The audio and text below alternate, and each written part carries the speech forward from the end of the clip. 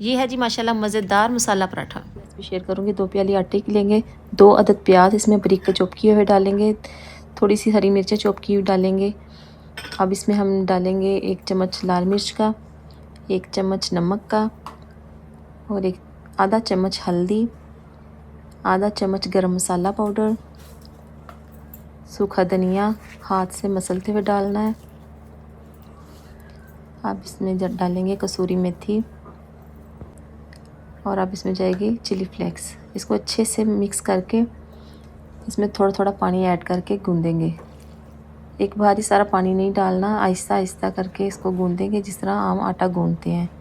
ले जी आटा हमारा गूंद चुका है। अब इसे 10 मिनट के लिए रेस्ट देंगे। 10 मिनट पूरे हो चुके हैं। अब इसका अच्छा सा छोटा सा पेड़ा तोड़ेंगे, इसको बेल लेंगे। अब हम इसे अच्छे से बेल के, तवा हमने गर्म होने के लिए रख दिया था। अब इस पर डालेंगे रोटी, थोड़ा थोड़ा ऑयल लगाएंगे। रोटी को अच्छे से पकने देना है ताकि कच्ची ना रह जाए।